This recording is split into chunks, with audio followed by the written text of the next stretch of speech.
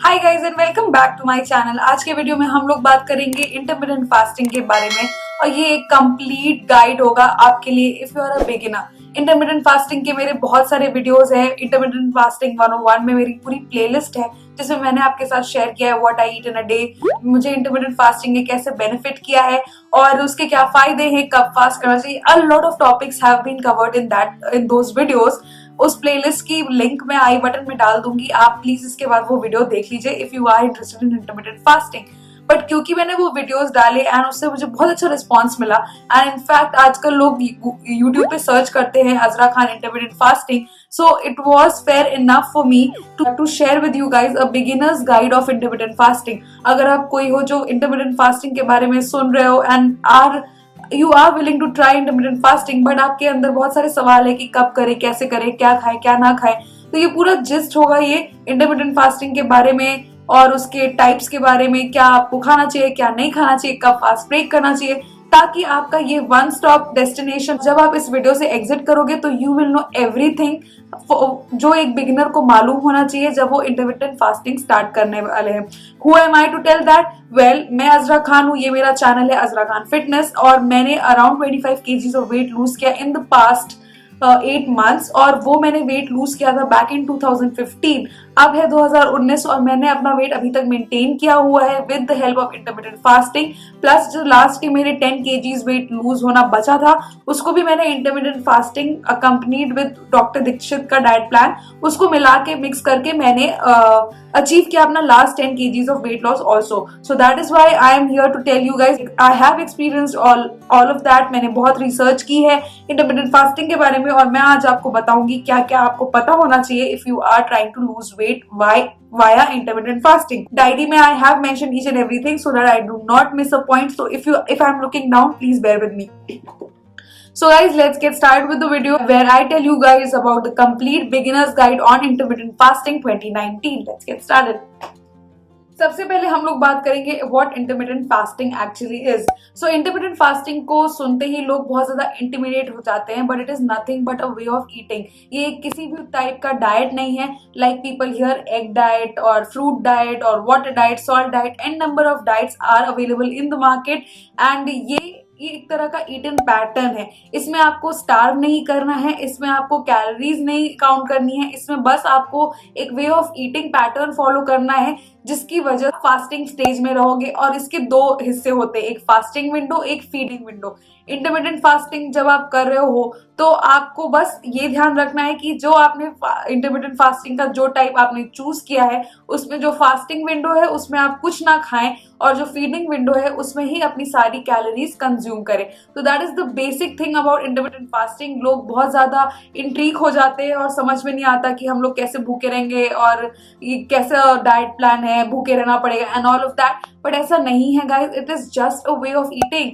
अगर आप पूरे दिन में जितना खा रहे हो आपको उतना ही खाना है बट एक रिस्ट्रिक्टेड टाइम में खाना है, बस और कुछ नहीं है intermittent fasting. Always say it is a way of eating, it is not. तो हम लोग इंटरमिटेंट फास्टिंग करते क्यों हैं, ये अगला सवाल आपके दिमाग में आएगा। इंटरमिटेंट फास्टिंग का बेसिक मैकेनिज्म है इंसुलिन स्पाइक थ्योरी पे बेस्ड। इंसुलिन क्या है? इंसुलिन हमारी बॉडी का हार्मोन है, एक हार्मोन है। जब हमारी बॉडी में फूड जाता है तो इंसुलिन राइज होता है। जब इंसुलिन राइज होता है तो हमारा ब्लड शुगर लेवल भी राइज होता है। जब हमारा ब्लड शुगर लेवल राइज होता है तो हमारी बॉडी में फैट स्टोर होना स्टार्ट हो जाता है और एनर्जी कन्वर्ट हो जाती है फैट में बहुत ज्यादा जल्दी, एक्सेस ऑफ एनर्जी जो होती है, और उसके बाद हमारी बॉडी में फैट सेल्स बढ़ने स्टार्ट हो जाते हैं।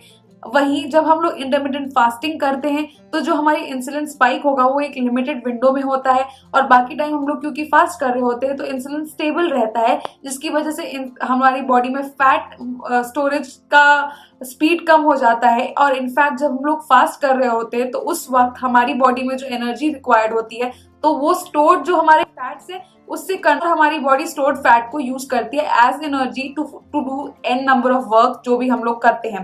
तो दैट इज हाउ हम लोग अपने स्टोर्ड फैट को ब्रेक डाउन कर सकते हैं अगर हम लोग इंटरमिटेंट फास्टिंग फॉलो कर रहे हैं। ये बहुत ही सिंपल तरीके से मैंने आपको समझाया है, आई होप आपको समझ आ गया होगा। ये है बेसिक मैकेनिज्म इंटरमिटेंट फास्टिंग का। अब हम लोग बात कर लेते हैं उसके फिजिकल बेनिफिट्स के और मेंटल बेनिफिट्स के। जब हम लोग इंटरमिटेंट फास्टिंग कर रहे हैं तो उसका physical benefit of course fat loss होता है बिकॉज हम लोग स्टोर्ड फैट को यूज कर रहे हैं।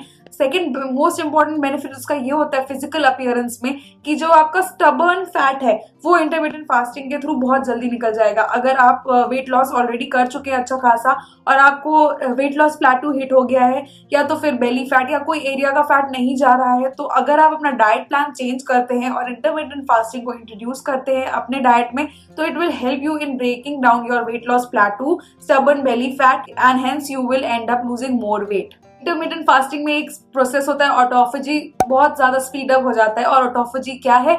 इट इज सिंपल, आपका जो ओल्डर सेल्स है उनको ब्रेक डाउन करता है और न्यूअर सेल्स डेवलप होने में मदद करता है इंटरमिटेंट फास्टिंग। तो जब ये प्रोसेस होता है ऑटोफेजी का, तो हमारा हेयर और नेल्स और स्किन भी बहुत ज्यादा इंप्रूव होती है। और ये मैंने खुद एक्सपीरियंस किया है अपने इंटरमिटेंट फास्टिंग के दौरान, अभी भी मैं करती हूँ। एज यू गाइस नो, मेरे what I eat in a days में आपने देखा होगा that I follow intermittent fasting. तो मेरा हेयर, नेल्स और मेरी स्किन में बहुत ज्यादा इंप्रूवमेंट हुआ है। इनफैक्ट आप लोग खुद मुझे बोलते रहते हो कि योर स्किन इज ग्लोइंग, आप क्या कर रहे हो, वेट लॉस के बाद भी स्किन कैसे मेंटेन रह सकती है। सो ऑटोफेजी प्रोसेस जो इंटरमिटेंट फास्टिंग की वजह से होता है, उसकी वजह से आपकी स्किन रिजुनोवेट होती है, हेयर ब्रिटल होने से बचते हैं, आपकी हेयर में मॉइस्चर नया आ जाता है, नेल्स ग्रो होने स्टार्ट हो जाते हैं, and a lot of benefits.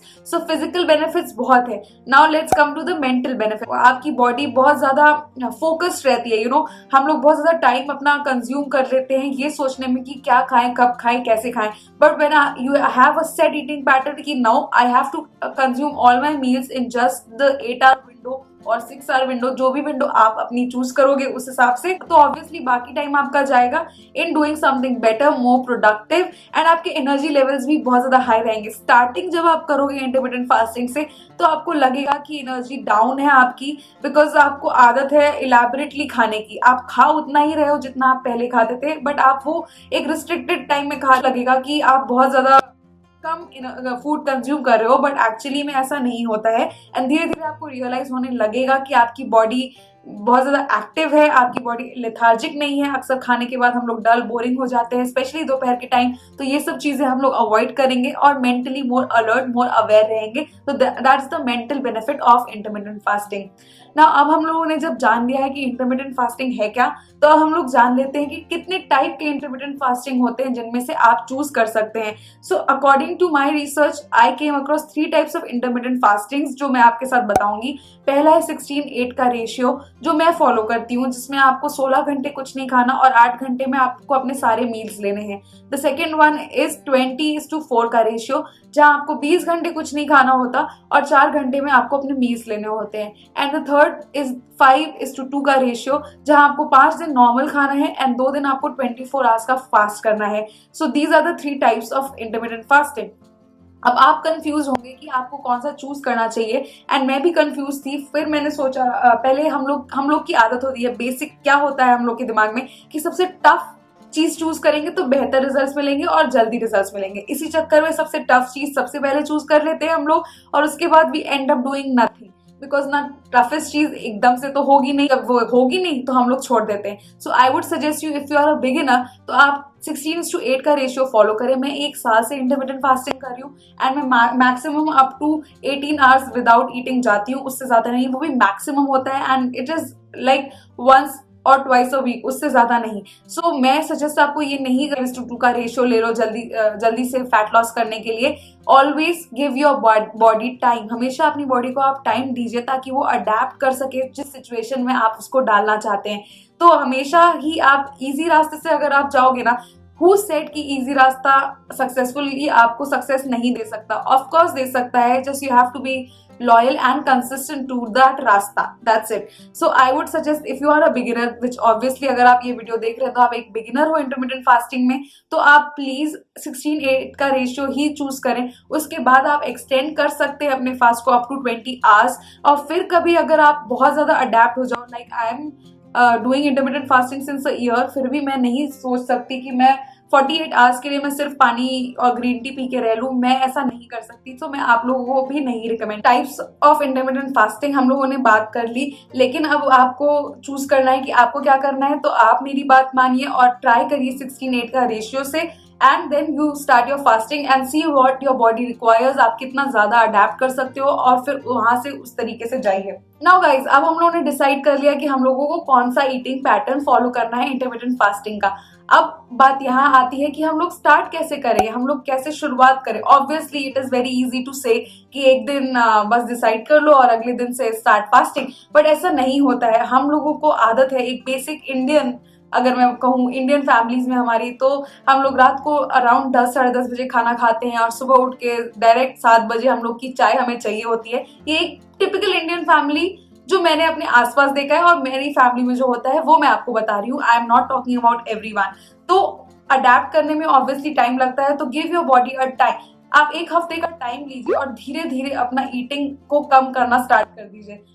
जब आप लास्ट मील अपना 10 बजे लेते थे, वहीं अपना लास्ट मील आप 8 बजे लेने लगिए। अगर आप अपना first meal of the day उठते ही 7 बजे या 8 बजे लेते थे, वहीं आप थोड़ा सा एक्सटेंड करिए, 9 बजे लीजिए, फिर वहां से 9:30 बजे, और धीरे धीरे अपने टाइम ऑफ ईटिंग पीरियड को स्क्रंच इन करिए। एक दिन ऐसा करना है, सपोज आपने लास्ट मील अपना 8 बजे लिया, तो आपको नेक्स्ट मील ट्राई करना है कि 12 बजे ले। That is how simple it is. बस आपके 16 घंटे हो गए। और कितना इजी होगा ये। आपने अपना लास्ट मील 8 बजे अगर रात को लिया है, उसके बाद आई एम होपिंग कि आप 10 11 मैक्सिमम 12 बजे तक सो जाएंगे। उसके बाद आप 7 बजे उठेंगे, 6 बजे उठेंगे, depending on what time you sleep, and then you just have to cross that the first half of the morning and you will be done. आपका फास्टिंग कंप्लीट हो जाएगा। फर्स्ट हाफ में हम लोग को और भी बहुत सारे काम करने होते हैं, वर्कआउट करने होते हैं, मॉर्निंग ड्रिंक वगैरह प्रिपेयर करके, पढ़ाई जो लोग स्टूडेंट्स हैं वो करेंगे, ऑफिस जाना होगा जिनको, वो तैयार होंगे। तो आपका टाइम बहुत ज्यादा जल्दी निकल जाएगा। आपको ये नहीं सोचना है कि आपको भूखे रहना है, बिकॉज वो सोचने का आपके पास टाइम ही नहीं होगा। As per my experience I am saying that, क्योंकि सुबह उठते ही और भी बहुत सारे काम होते हैं एंड धीरे धीरे आपका माइंड अलर्ट होने लगेगा। आप बहुत ज्यादा एक्टिव हो जाओगे early in the morning. That is how simply you have to start if you are starting intermittent fasting. ना एक सवाल और आता है कि आज तक हम लोग को सिखाया गया है कि breakfast is the most important meal of the day, और अब आप कह रहे हो कि एकदम से ब्रेकफास्ट ना करो, डायरेक्ट लंच करो। तो मैंने ऐसा नहीं कहा। मुझे ब्रेकफास्ट अगर मैं स्किप करूँ तो मुझे कोई प्रॉब्लम नहीं है, but I also do enjoy having breakfast. तो मैं अपना डिनर खत्म करती हूँ 7 बजे और मेरा first meal of the day होता है 11 बजे। 11 बजे मैं कर लेती हूँ अपना ब्रेकफास्ट, 1 से 2 के बीच में मैं करती हूँ अपना लंच, और 7 बजे के पहले पहले मैं अपना डिनर कर लेती हूँ। तो अगर आप भी उनमें से हो जिनको ब्रेकफास्ट एनी हाउ उनको करना ही करना है, तो आपको अपना सिंपली ये करना है कि आपको डिनर जल्दी कर लेना है। 6 बजे कर लीजिए, 7 बजे कर लीजिए, ताकि आप 10 से 11 बजे के बीच में अपना ब्रेकफास्ट कर लें।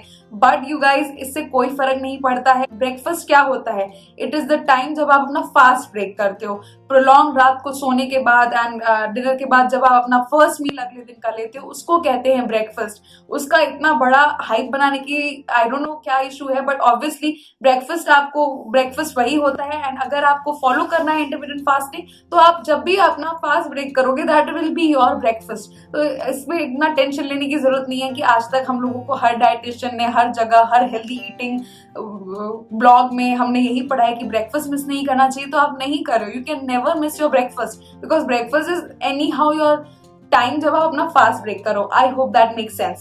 So yes guys, this is how easily you can start intermittent fasting if you are a beginner. अब हम लोग बात करेंगे हम लोग कितनी देर तक अपना फास्ट रखें। तो जैसे मैंने बताया, आप स्टार्ट कर रहे हो अगर, तो 16:8 का रेशियो आप चूज करिए। बट धीरे धीरे जब आप अडेप्ट करने लगे तो अपने फास्ट को एक्सटेंड भी कर सकते हैं, जिससे आपको और बेहतर रिजल्ट्स मिलेंगे। 16 से 17 घंटे कर दीजिए इफ यू, क्योंकि कुछ दिन ऐसे होते हैं जब हमें भूख नहीं लगती, कुछ दिन ऐसे होते हैं जब हमें भूख लगती है।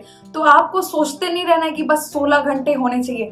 आप 14 घंटे पे भी अपना फास्ट ब्रेक कर सकते हो ऑन सम डेज, अगर आपको बहुत ज्यादा भूख लगी है। बट वही आपको कवर अप करना पड़ेगा नेक्स्ट डे या नेक्स्ट डे जब आपको कम भूख लगेगी। तो जरूरी नहीं है कि बस 16 घंटे होते ही आपको अपना फास्ट ब्रेक करना है। No, you can very well extend your fast. कभी कभी ऐसा होता है मेरे 17 घंटे हो जाते हैं बिना not even trying, I don't even try, और एक्सटेंड हो जाता है अपने आप। नहीं होता तो मैं उसका फर्स्ट नहीं बनाती। It is okay, that is it. So आप अपने हिसाब से चूज करो, अपनी माइंड, अपनी बॉडी की बात सुनिए, और फर्स्ट नहीं बनाना है कि 16 घंटे हैं तो ओ माय गॉड 16 घंटे का डेडलाइन क्रॉस करते ही आपको खा लेना है, या उसके पहले अगर आप जितना भी भूख लगे नहीं खा सकते। नो, ऐसा नहीं होगा। Just be happy about what you are doing and you will achieve it gracefully, successfully, and you will be proud of yourself, right. बात करते हैं हम लोग कि क्या हमें खाना चाहिए, what to eat actually in intermittent fasting. So guys that is the beauty of this eating pattern कि आप कुछ भी खा सकते हैं इस डाइट में, बट कुछ भी का मतलब ये नहीं है कि आप बाहर जाके बर्गर पिज्जा खा सकते हैं और आप ये सोचें कि हम इंटरमिटेंट फास्टिंग कर रहे हैं तो हमारा वेट लूज होगा ही होगा। ऐसा नहीं होगा। आपको हमेशा, चाहे आप इंटरमिटेंट फास्टिंग कर रहे हैं, चाहे आप डॉक्टर दीक्षित का डाइट प्लान फॉलो कर रहे हैं, चाहे आप ओमैड डाइट फॉलो कर रहे हैं, that is 1 meal a day, तब भी आपको हमेशा ये ध्यान रखना है कि आपको अपने कैलोरी इंटेक को वॉच में रखना है। आप हमेशा आप ये नहीं कर सकते कि आप फैट खाएं, आप बाहर का खाना खाएं and then you still think कि आपका वजन कम हो, और जब नहीं होता तो आप डिसहार्टेंड हो जाते हैं। तो गाइज ऐसा मत करें। डिसहार्टेंड होने की बात नहीं है। You have to be watchful about what you eat irrespective of what way of eating you have adopted, because at the end it all comes up to caloric deficit. Intermittent fasting के और भी benefits मैंने आपको बताए other than weight loss also. आपकी muscle building में भी intermittent fasting का बहुत बड़ा रोल होता है। सो कीप इन माइंड कि इसके सिर्फ वजन कम करना ही नहीं, और भी अदर बेनिफिट्स भी हैं। एंड या उसके बाद व्हाट टू ईट में आपको ये ध्यान रखना है, जैसे कि पहले मैंने बताया कि कैलोरिक डेफिसिट आपका रहना चाहिए। उसके बाद आपको ब्रेकफास्ट लंच डिनर करना है तो उस तरीके से आप अपने मील्स को डिवाइड करें। अगर लंच डिनर करना है तो उस तरीके से। I have separate diet plans on intermittent fasting, जिस तरीके का आप फॉलो कर सकते हैं, तो वो आप इस आई बटन पे है, आप जाके फॉलो कर चेकआउट कर सकते हैं कि आपको क्या खाना चाहिए, क्या नहीं खाना चाहिए। बट अब हम बेसिक क्वेश्चन ये है कि फास्टिंग के टाइम पे हम क्या क्या खा सकते हैं, राइट? यही आप लोग के दिमाग में होगा। तो गाइज फास्टिंग के टाइम पे आप कोई भी ऐसी चीज नहीं खा सकते जिससे आपका इंसुलिन स्पाइक हो। यहाँ तक कि शहद और स्टीविया भी मैं मना करूंगी। स्टीविया में भी, बट शहद बिल्कुल नहीं, क्योंकि वो मीठा है और आपका इंसुलिन स्पाइक डेफिनेटली होगा। उसके अलावा आप बटर मिल्क तक नहीं पी सकते ड्यूरिंग द फास्ट, क्योंकि आपका उसमें सॉल्ट होता है, लैक्टोज होता है, तो उससे भी आपको इंसुलिन स्पाइक होगा, जिसकी वजह से आप अपने फास्ट से आउट हो जाओगे। आपको लगेगा कि आप फास्ट कर रहे हो, लेकिन आपको बेनिफिट्स नहीं मिलेंगे, क्योंकि आपका इंटरमिटेंट फास्टिंग वहीं खत्म हो गया जब आपने छाछ पिया या आपने कुछ भी कोई ड्रिंक पी, उसमें हनी डाल दिया because it is healthy. Yes of course it is healthy. जरूरी नहीं है कि हर हेल्दी चीज इज गुड, उसका एक टाइम होता है। आप फास्ट ब्रेक करके हनी खाओ, आप फास्ट ब्रेक करके छाछ पियो, इट इज हेल्दी। बट आप फास्ट के दौरान अगर करेंगे तो you are not fasting any more, ये आप सोच लीजिए। तो आप ये ड्रिंक्स आप क्या क्या पी सकते हैं वाटर के अलावा? वाटर आप एन नंबर ऑफ टाइम्स पी सकते हैं। आप ग्रीन टी पी सकते हैं, आप ग्रीन कॉफी पी सकते हैं, आप ब्लैक कॉफी पी सकते हैं, आप ब्लैक टी पी सकते हैं। ये 5 चीजें जो आप पी सकते हैं। ना मुझे बहुत ऑफन ये क्वेश्चन आता है और इसके नीचे भी शायद आ जाए, तो कोकोनट वाटर के बारे में। कोकोनट वाटर में बहुत ज्यादा इलेक्ट्रोलाइट्स होते हैं, plus it is naturally sweet as well. तो आप नहीं पी सकते coconut water while fasting. Obviously fast break करने के बाद आप पी सकते हैं। थिंग जिसके बारे में हम लोग डिस्कस करेंगे वो ये है कि हम लोगों को वर्कआउट कब करना चाहिए इंटरमिटेंट फास्टिंग के दौरान।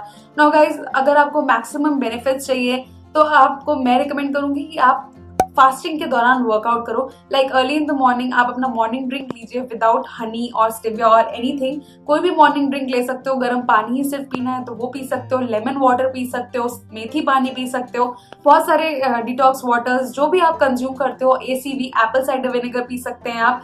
तो वो पीने के बाद आप वर्कआउट करिए अर्ली इन द मॉर्निंग। अगर आप फास्टेड कार्डियो करते हो तो जो आपके स्टोर्ड फैट इंटरमिटेंट फास्टिंग की वजह से बर्न हो रहा है वो और ज्यादा स्पीड अप हो जाएगा और आपका स्टोर्ड फैट और ज्यादा जल्दी बर्न होगा, बिकॉज आपकी एनर्जी जो डिराइव हो रही है वर्कआउट की वो आपके स्टोर्ड फैट से होगी, and then that will also help you in losing weight faster. So yes guys, हम लोगों ने ये सारे पॉइंट्स कवर कर लिए, basic benefit, and I hope now you have a clear idea on how to do intermittent fasting. कब आपको fast करना है, कब आपको ब्रेक करना है, क्या आपको नहीं खाना है फास्ट के दौरान, क्या खाना है फास्ट के बाद, एंड कब वर्कआउट करना है। तो आई होप ये बिगनर्स गाइड आपके काम आए अगर आप इंटरमिटेंट फास्टिंग फॉलो करना चाहते हैं। अगर आपकी कोई फ्रेंड फैमिली में कोई इंटरमिटेंट फास्टिंग करना चाहता है ट्राई, तो तब भी please share this video with them, it will be helpful for them as well. And with that I come to the end of this beginners guide of IF 2019. I hope you liked this video, and if you did, give it a big fat thumbs up and subscribe to our fitness squad to see more amazing health and fitness related videos as usual. You can follow me on my Instagram where I update you guys कि दिन भर में क्या खाती हूँ, क्या workout करती हूँ। I share a glimpse of everything on my Instagram, तो आप मुझे वहाँ फॉलो कर सकते हैं। And with that, I sum up this video, and yeah, I'll see you guys super soon in my next video. Until then, stay fit, stay happy, stay healthy. Goodbye.